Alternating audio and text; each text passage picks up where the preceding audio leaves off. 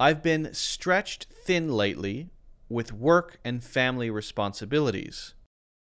So that's your energy and your time causing you to be in a situation where maybe there's no time to relax.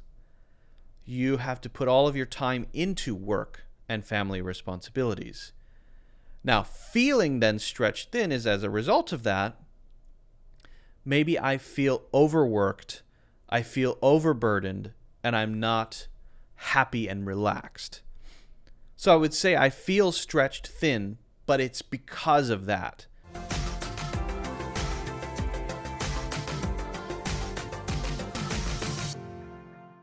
Let's talk about idioms for scary things, stress, when you're not sure what's going to happen in the future, worry. We're going to talk about sink in, hit home, on edge, overwhelm, stretch thin, a breaking point, and under a great deal of stress. Okay? These are really common. So when you feel worried about something, which is common, especially when we move through, for example, a global recession, economic recession, we need to at least know how to talk about the way that we feel, right? Might not change the reality, but it might allow us to at least communicate with others about how we feel, okay?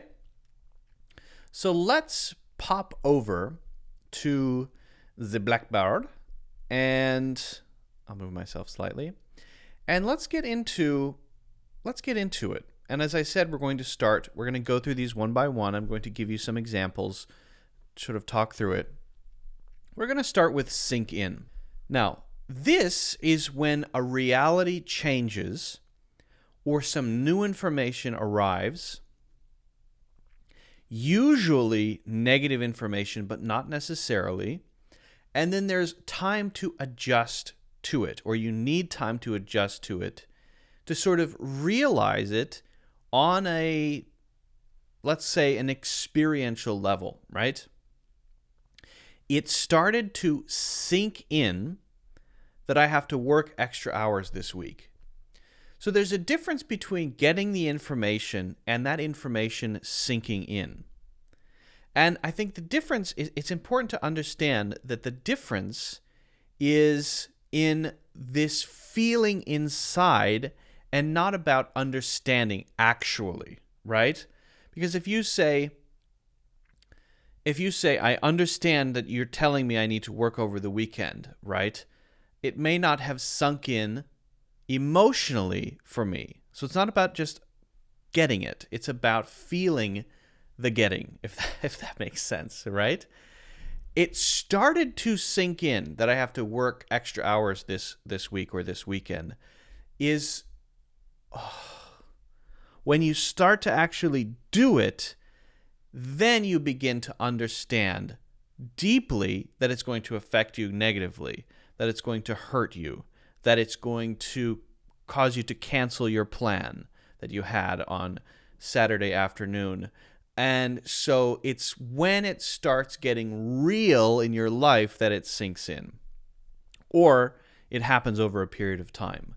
Famously recently, when Elon Musk purchased Twitter and walked in the front door with a sink, he made a sort of visual pun, let that sink in, letting it sink in that this big thing has happened and things are going to change. So basically signaling that this is the beginning of a process, right? Now, usually it's for bad news, but sometimes it's for mind-blowing facts, right? I recently learned that 30% of Americans sleep with a stuffed animal at night. Let that sink in. So you understand the words I said, but now start processing that. What does that mean? Why do so many adults need to sleep with stuffed animals? What? Yeah. Right? So let it sink in. So let it sink in is a very common way to express this or use this, okay?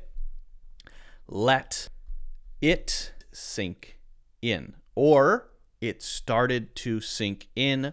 It's starting to sink in. Now it is sinking in. Okay.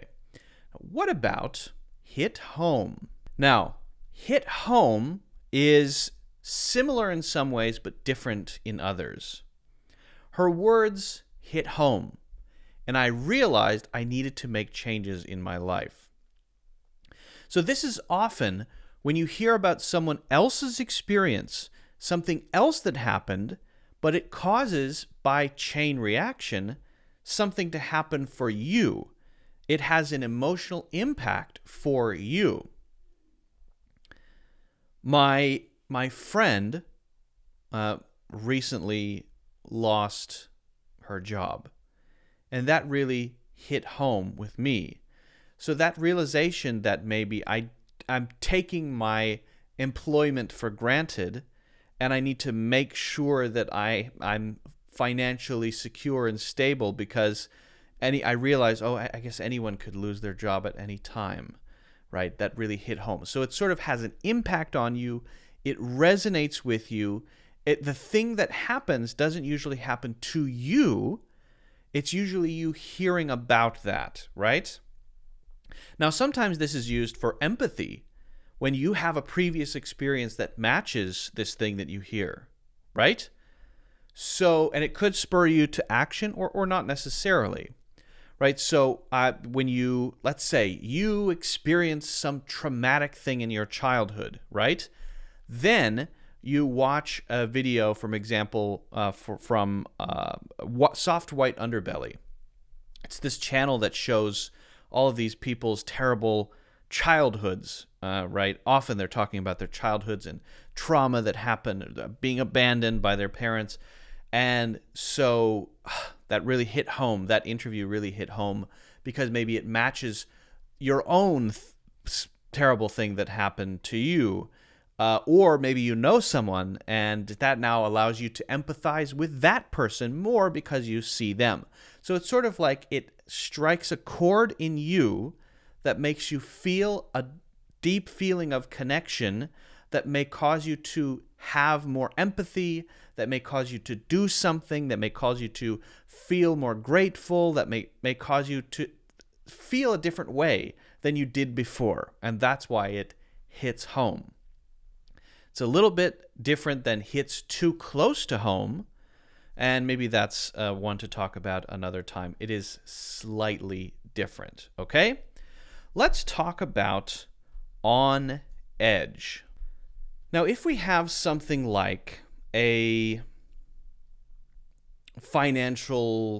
global financial recession, right? Then people tend to not feel as relaxed as when everything is fine. There's plenty of money. Everyone has lots of money. No issues, right? But if people feel, let's say, financially threatened, right?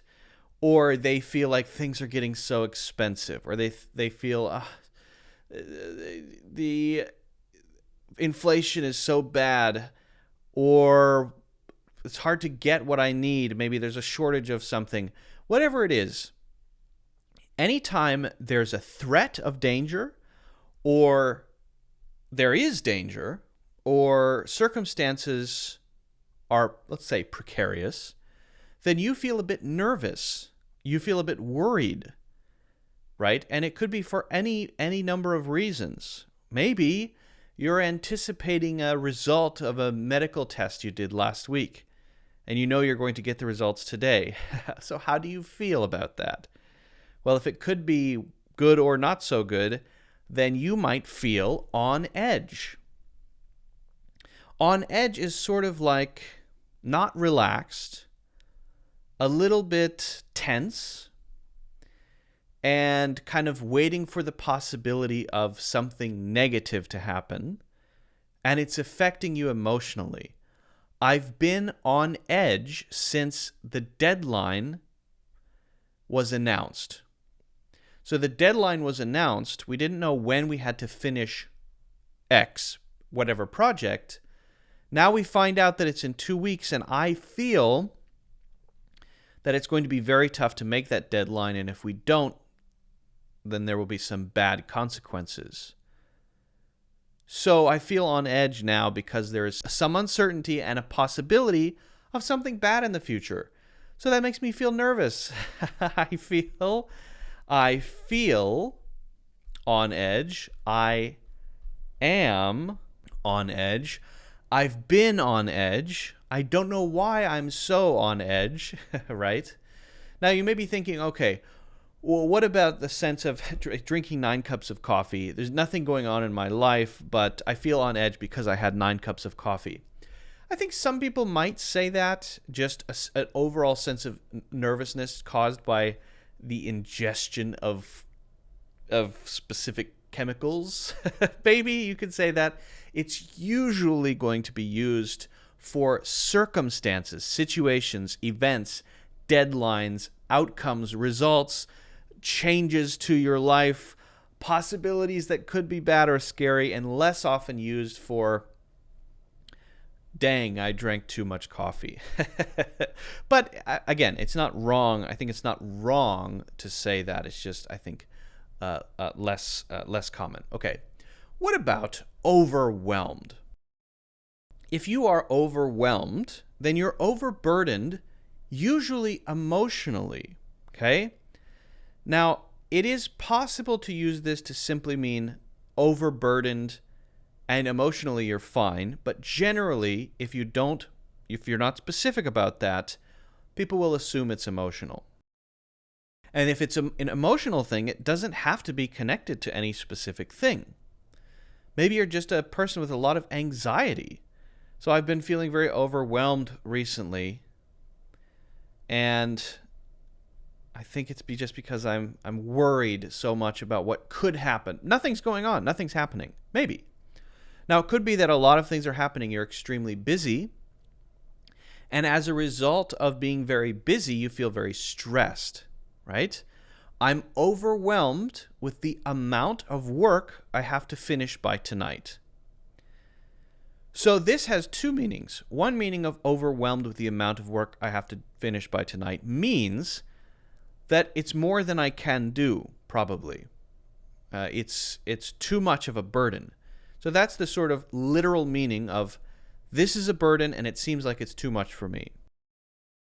But then the other meaning of that, the other side of that, is then how that makes me feel, which is stressed, which is tense, which is worried about what happens if I don't get everything done by tonight, which is when I need to, which is when the deadline is, right?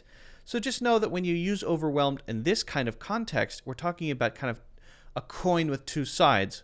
In most cases, the thing that causes it, the work that I have to do by tonight, and the feeling that I have, the emotional state of stress, anxiety, nervousness. But just know that it's possible to use overwhelmed when there's no cause, and it's possible to use overwhelmed when we're just talking about the circumstances and we don't feel that way at all. Okay? So it's pretty flexible. We can even use overwhelmed for very good things, right?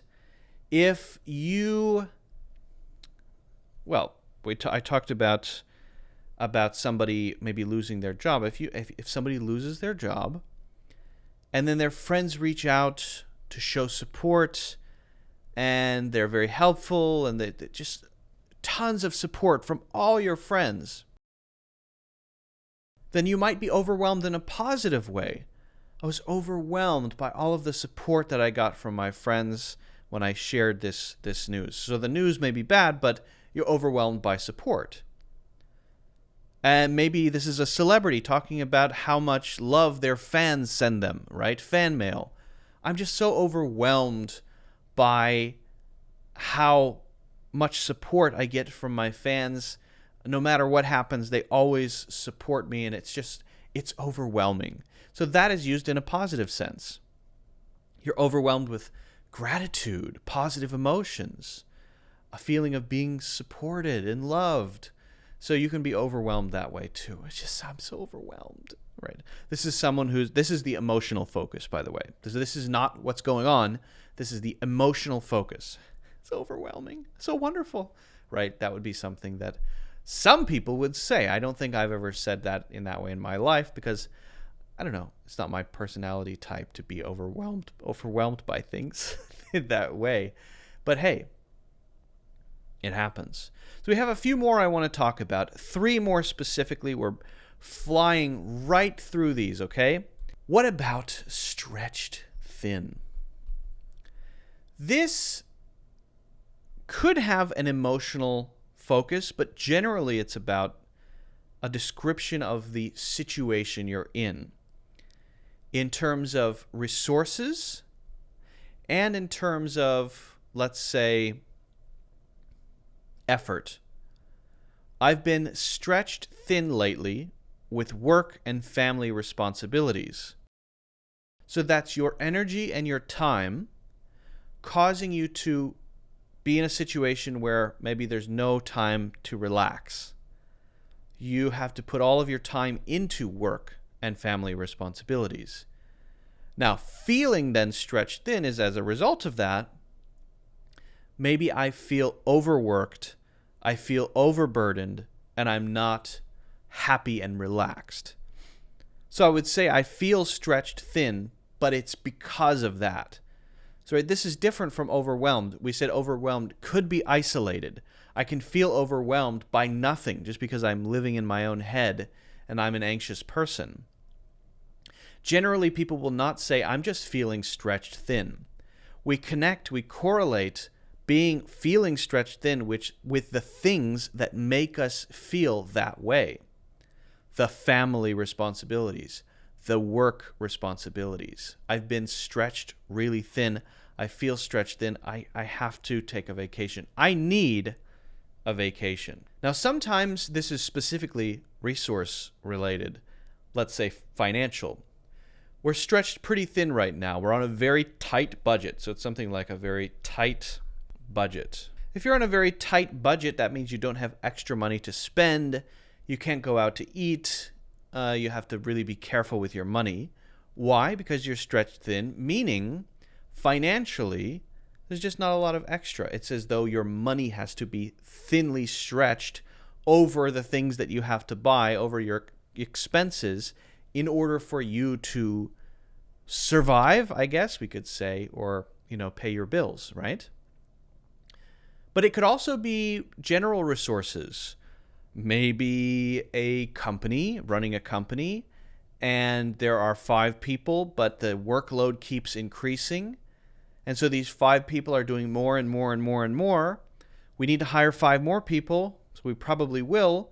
And when we explain that, we might say, with everything we have to do, we're really stretched thin with the team we have. So we're going to be hiring more people. We're really stretched thin, meaning the resources of the team are at a breaking point and are being pushed. And it's difficult to handle everything, right? So we can imagine in the same way, stretched very thin. Now, I mentioned breaking point. So that's actually the next one that I want to talk about. A breaking point means that things cannot go further before there's a collapse, there's a disaster. It could be in the sense of the company that I just talked about. We're reaching a breaking point where we fail to deliver things to our customers. We're at a breaking point where if we get any more demand with the number of people we have here in the office, we're just going to not be able to get everything done, and that's going to cause problems. We need to hire 5 more people. We need to expand our team right now. Now, that actually sounds like a pretty good problem to have, right? There's so much stuff to do that, okay, it makes more sense to bring on more people. But we can also be at an emotional breaking point. I'm reaching my breaking point. I can't handle this stress anymore. Now, again, there's probably a cause, but the focus is on your feeling of essentially feeling like you're about to lose your mind. Feeling like you can't handle whatever it is that's causing this. You can't handle it anymore, right? Something has to change. Now, it doesn't talk about or focus on the change itself, but it might be how you would set that up. So you would say something like, I'm reaching my breaking point. I can't handle this stress anymore. I'm taking a 3-week leave. I have to. I'm going to travel. I'm going to just unwind and relax. So that's stress, but you could have a breaking point in terms of worry. Maybe there's just a lot of uncertainty going on in your life. I feel like I'm at a breaking point, right? Anxiety, worry, stress, that sort of thing. So there can be breaking points for capacity, breaking points for emotions. It just means it's right up at that point where something is about to snap, break, and then bad things will happen, right? So it's usually used right before you would hopefully propose or mention or bring up a solution or an idea or how you're going to handle it, right? Now, finally, I just want to say, because we're on the topic, this is not even, I don't even know if we can call this an expression. It's just a common way to describe stress. I'm under a great deal of stress and sometimes pressure. Under a great deal of stress. And you could say a lot of stress or pressure, and that's fine too. I think a great deal of stress is probably the most common one. She's under a great deal of stress since she's taking care of her ill mother and working full time, right? So it's a feeling of having things on top of you. Under a great deal of stress means that you have a lot of burdens, you have a lot of responsibilities, you have a lot of people asking you to do things, you have a lot of demands on your time. A lot of things are crushing, you feel like you're being crushed by all these things. That's why you might use pressure instead. I'm under a great deal of pressure. Now, if I say pressure, then I'm talking about what's outside of me, the responsibilities, the things that are being asked of me, right?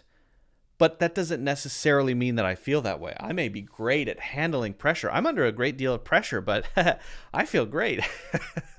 So if we say pressure, I think we're emphasizing the condition, the situation. And if we say I'm under a great deal of stress, that usually insinuates or suggests or implies that, yes, that pressure is there outside of me, but I also feel it. And it's not enjoyable, right? So I'm under a great deal of stress right now. That's why my hair is falling out. So I'm feeling it emotionally as well. So that's the difference in focus between stress and pressure, okay? So that's it. Those are the ones I wanted to share. And they can be used in a lot of different ways. The best thing to do is to practice them. We talked about sink in, hit home, on edge, overwhelmed, stretched thin, a breaking point, and under a great deal of stress or pressure. Under a lot of stress or pressure. If you have any questions about these, let me know, right? If you want to, and this is my recommendation, make your own examples. Try to make 1 or 2 examples for each one. This is the best way for you to actually get a sense for how to use them in your life. It's one thing to take information in through your ear holes. It's another to actually do something, because when you do something, you're sort of thinking through it, and it's forcing it to stick in your brain, right? That's what we want. I want you to come away from this with an ability to use these because they're so common. We need to talk about stress. We need to talk about things that happen in our lives, right? That cause us anxiety, that make us worry, that overwhelm us, okay? So practice, share your examples. I'd love to check those out. If you haven't already done so, don't forget to hit the like button and subscribe. That really helps out. And also, you can grab a free English course, Natural English Conversations, in the links in the description.